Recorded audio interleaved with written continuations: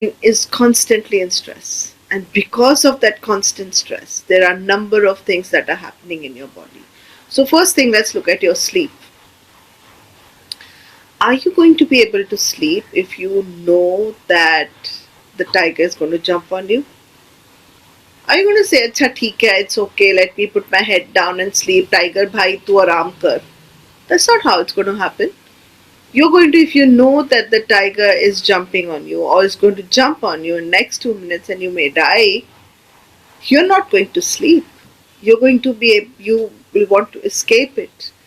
And what the funniest bit is that people think, and our primitive mind is so wired with this, that our primitive mind thinks that, acha, okay, there is a problem out there, there's a stress out there, there's a tiger out there who's going to catch hold of me. So what am I going to do now? I'm going to wait for the tiger to sleep. So the tiger is going to sleep by 3 o'clock. So I'm also going to sleep by 3 o'clock.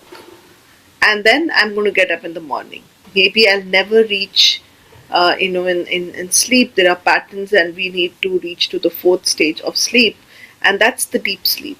Maybe I never reach there. And that's the reason my body is constantly tired and fed up and cannot cope up. It's exhausted. Also, amygdala, which is a part in our brain, which is a very beautiful part. This part of our brain is responsible for short memory, emotions, recalling back, looking at the past, and understanding the past. What if there is trauma there? Our front mind, you're not going to start thinking, अब मैं क्या करूं, what do I do, अब tiger मेरे पे jump करने वाला है, what do I do? I'm not going to do that, am I? I'm going to be telling myself, look, the tiger is going to jump on me, yes, but I am right now. I'm right now looking at the scenario in such a way that I don't want to sleep, I don't want to do anything, I don't want to, my front common sense is going to go off. And this is also called the amygdala hijack, wherein my rational brain, which is the prefrontal brain, is going to stop having a connection with the amygdala, and I'm going to be panicking and all over the place and behaving from my rudimentary mind or brain, which is the brainstem, and it's going to tell me to either fight or flight. So we're constantly in fight or flight. Constantly, if we are in fight and flight, we are constantly telling ourselves, hey, you can't sleep. Hey, you need extra sugar so that you need to run. You need to shut down your digestive system. Why? Because yaar abhi khana thodi na khayenge. Now imagine tiger standing there. Are you going to sit down and start thinking of eating food? And that too heavy food, relaxed food? Or are you going to say, oh, I'm going to become a meat for someone, so let me just drop this and run away? Interestingly, the blood sugar levels and blood acidity levels are going to rise. Also, our immune system is going to shut down, because we are right now focusing on seeing or feeling that there is stress outside us.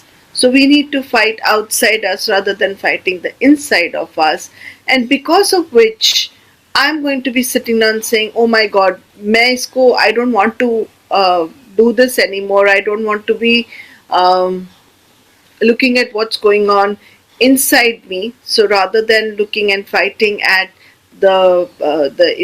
what is going on inside me, constantly my mind is distracting to what is going on outside me.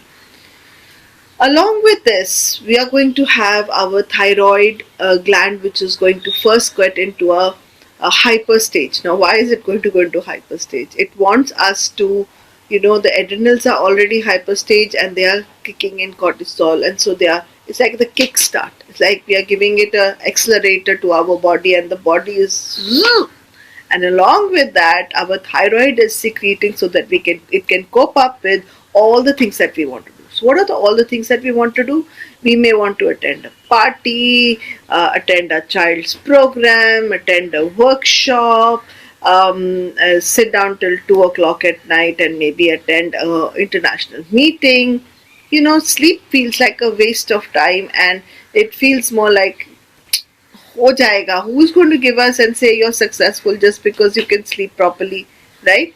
So your thyroid is first going into hypervigilance, which means it's going to be hyper, it's going to be excess secretion, so that you can cope up with what your mind is demanding, what the society is demanding outside.